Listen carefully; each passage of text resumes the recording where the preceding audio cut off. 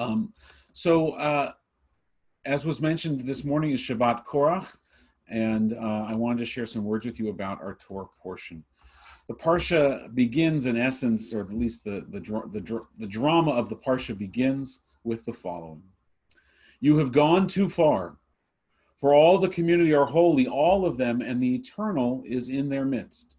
Why then do you, Moses, raise yourselves above the Eternal's congregation? Thus says Korach, the instigator of a great rebellion against Moses in this morning's Torah portion. And so begins one of the most problematic episodes in the Torah, filled with problematic episodes. Korach challenges Moses' authority, and Moses demurs and says, I'm only doing what God asked me to do. If you want to be the leader, Korach, then let's put it before God and see who God chooses. That's a loose translation. The next day, God makes God's choice and kills Korach and his followers with an earthquake and a plague. There hasn't been an earthquake lately, I think. Pretty much the fantasy of every extremist opposition party or movement on the planet takes place in that moment. If only the blank, fill in the blank, would be wiped off the face of the earth, then we could have the country we want. Then we could have the society we want. Then we could have whatever. Or as I explained to my wedding couples when we do premarital counseling, relationships would be so much easier if they didn't involve other people. But of course they do. They do involve other people, and only in the Torah or in horribly totalitarian regimes do those who we disagree with or who disagree with us get wiped off the face of the earth by divine fiat. I would say, thank God, but that obscures who does the wiping off the face of the earth in this particular instance. And so the question really is, what did Korach do that was so wrong that it deserved that he and all of his followers be killed by earthquake and plague? My short answer is that they shouldn't have been killed for their rebellion, at least not by divine hand. But let's go back to the question. What was so bad about what Korach did?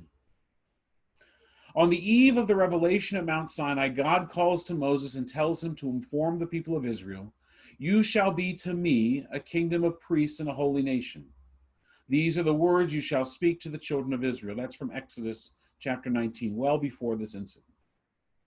Korach's tragic error, according to philosopher Martin Buber, was to misread that verse in Exodus 19. Korach reads the verse as descriptive. The people are already holy, he reads it. Each one and the presence of God is within each one. They therefore have no need of instruction, authority, or further spiritual growth. Buber goes on to explain, both Moses and Korach desired the people to be the people of Adonai, of a holy people of God. But for Moses, this was the goal. In order to reach it, generation after generation had to choose again and again. For Korach, it was the destination. For Korach and the people, as being the people of God, they were already holy. They had been chosen by God, and God dwelled in their midst. So why should there be further need of ways and choice? The people was holy just as it was, and all those within it were holy just as they were. That's Martin Buber. What Korach is advocating is rights and privileges based on privilege. The privilege of being born to a certain people. We could call it holy privileges. Because of what his ancestors did in their time, because of how they acted with God through covenantal relationship, Korach argues that the holiness is passed down l'dor vador, from generation to generation, without them having to do what those before them had done to earn such a privilege. There are obvious correlations for us today. Indeed, I can't read the Torah this morning without seeing the lessons of Korach for today. I can't ignore its lessons. One, with regard to white privilege and how it continues to contribute to systemic racism. And another concerning American exceptionalism, which posits that America is great, or will be great again, through divine right, not the hard incremental work of continually renewing democracy and the social contract.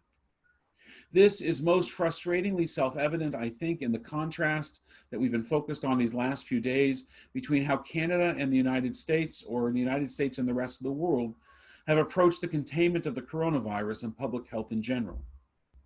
But there are many examples.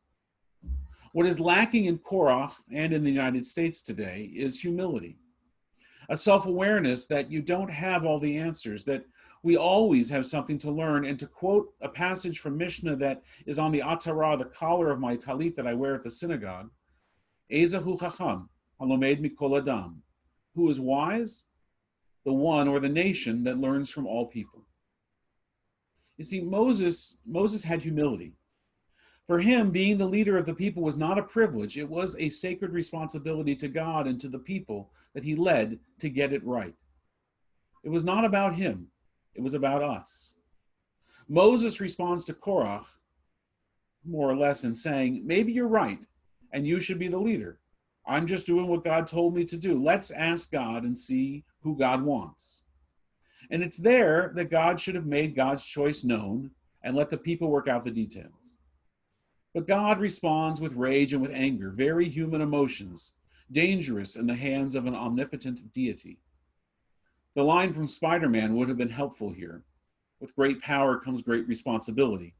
But I don't think Spider-Man was a commentator on the Torah. But I think that God misreads the moment and misreads what is required. The conflict between Moses and Korach was not one of personality or the centralization of spiritual authority. Rather, it was the inability of Korach to imagine that he and the community still needed to spiritually grow. As Buber taught, not being but becoming is our task. And although the realization of the divine on earth has its beginning in the life of the individual, it is consummated only in the life of true community.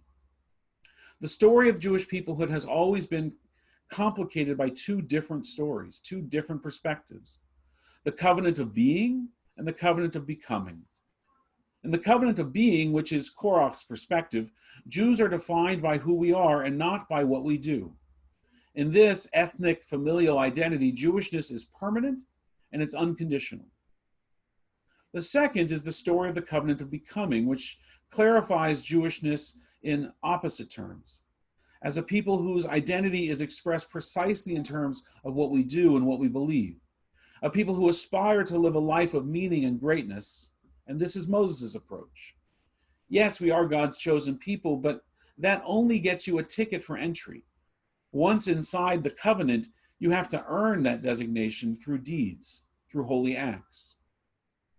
The question always comes up when reading this parsha: why did God choose to kill Korach and his followers rather than tolerate difference in the community? And it's here, I think, it's an example of where the Torah teaches us the danger of fanaticism, not on the side of Korach or even on the side of Moses, but as concerning the actions attributed to God. Korach should not have died for his sin of hubris and egotism. Rather, the story would have been even more powerful and more relevant today if he and his descendants were still in the picture for the next 40 years of wandering in the desert. Not only more powerful, but more realistic. Because as we see today, those that expressed indignance did not get swallowed up by the earth as happens in the biblical story. They stick around. Their grievances, when not addressed, fester and grow, and ultimately, as we are seeing, they boil over. You can't push them out. You have to deal with them and find a way to live together. It's true in Canada. It's true between left and right, and black and white, and red and blue in the US and all over the world. It's true in Israel, as the Netanyahu government moves closer towards annexation of the West Bank. In Judaism, the covenant of being, which was Korach's position, ultimately obligates tolerance and acceptance of others. In the covenant of being, regardless of who you are as a person and what you do, your Jewishness is maintained. Jewishness is larger and broader than simply a system of faith, belief, and actions. There are no good Jews or bad Jews, there are just Jews, just as there are all human beings.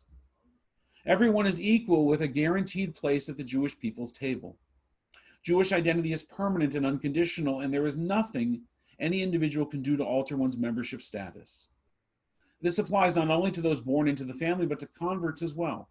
Once a Jew, even if for only a minute, you're always a Jew. The Talmud formulates this idea of Jewishness as beingness through the pronouncement from Sanhedrin, from the Talmud: even though they have sinned, they are still Israel. Since all Jews remain members in full standing, regardless of what they do or believe, we are obligated to live with difference, to accommodate difference as an expression of our commitment to the covenant. Both God and Moses missed that. In many ways, Korach, even though his motivations were self-serving, saw the challenge in a Judaism of being. I'm here.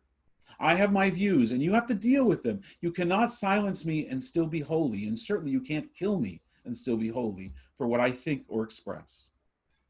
In the covenant of becoming, the position of Moses, Jews are defined by what they do. And in this mission-based aspirational Jewishness, identity is shaped around shared beliefs and practices. It is in the response to this calling that Jewish identity is endowed with purpose and is transformed from an accident or a privilege of birth into a choice and a mission to create a life of value and a just society. You are not born great or born privileged. You are born, according to Jewish tradition, kedai. You are born worthy of greatness, worthy of privilege. Everyone is, but you have to earn holiness. The covenant of becoming expects of the Jewish people excellence, nothing short of the emulation of God. Kedoshim tihiyu ki kadosh ani Adonai Elohechem. You shall be holy, for I, the Lord your God, am holy. That's the expectation. The insight of our Torah that it gives us this morning is not that those who espouse privilege and exceptionalism by right of birth should be cast out from the community. While people may be removed, those ways of thinking will remain, and the seeds planted will grow, as we've seen. Rather, Korach and his followers need to be heard. The community must address their grievances, their perspective through dialogue, through shared learning and compromise. We work tirelessly to address these differences through peaceful means and shared values. But sometimes there needs to be protest, and sometimes there is conflict, and sometimes that conflict even leads to violence, as human beings try to resolve what we cannot agree upon. But when the shouting and the fighting is over, there must be one more thing. It's a holy thing. There must be reconciliation. We have to learn to live with difference. It's an essential part of what it means to be holy. It is, I think, what it means to be holy. We need both stories of the Jewish people. We need the story of being and becoming. We need Korach and Moses. And honestly, God should stay out of it. Ken Yehi Ratzon, may it be God's will. Shabbat Shalom.